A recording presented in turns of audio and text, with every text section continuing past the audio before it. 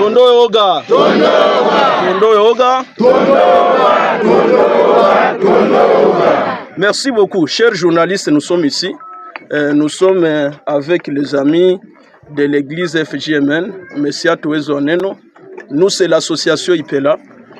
Nous sommes ici d'abord pour remercier le tout-puissant créateur du ciel et de la terre, parce que vous voyez, quand vous voyez les photos là, les gens ont été massacrés le 30 août 2023.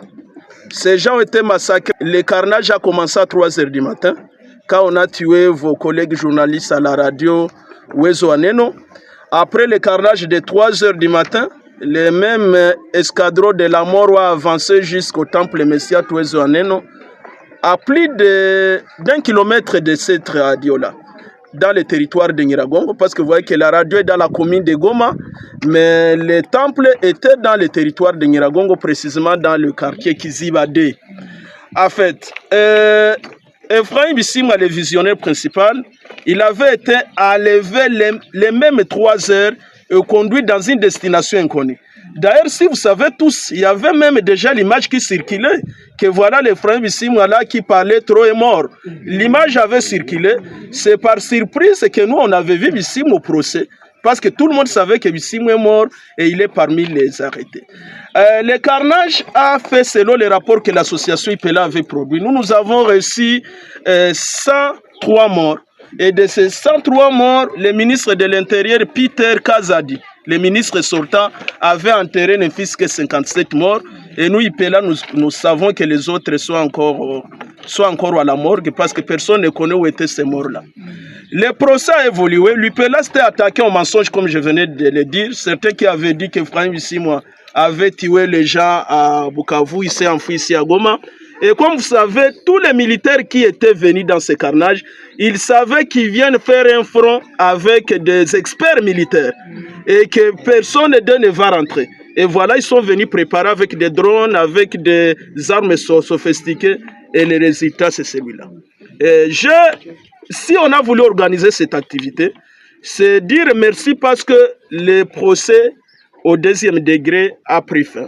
Et les juges nous ont donné rendez-vous que le jugement sort le vendredi 2 août 2024. Qu'est-ce qu'on a remercié? Par rapport au 1er degré, nous avons vu des juges professionnels. Ils ont donné la parole à tous les accusés là qui sont encore en prison.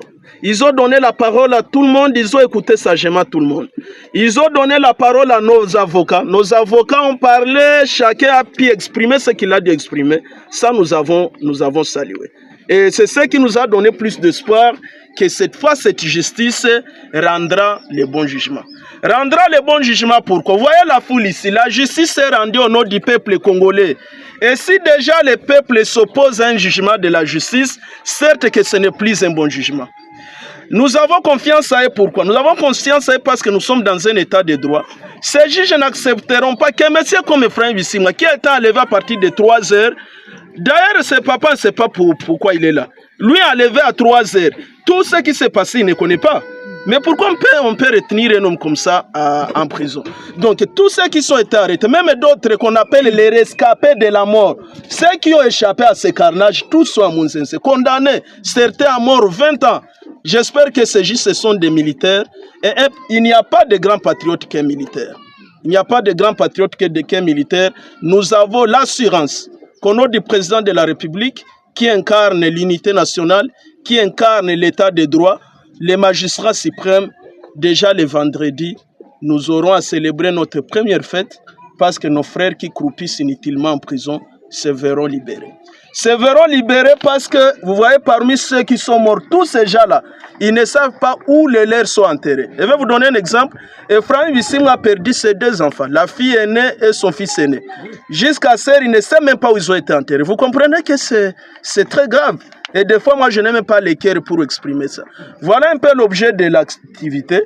Et c'est là que nous appelons le peuple congolais à accompagner pour que cette fois, nous puissions assister une fois dans l'histoire à une justice.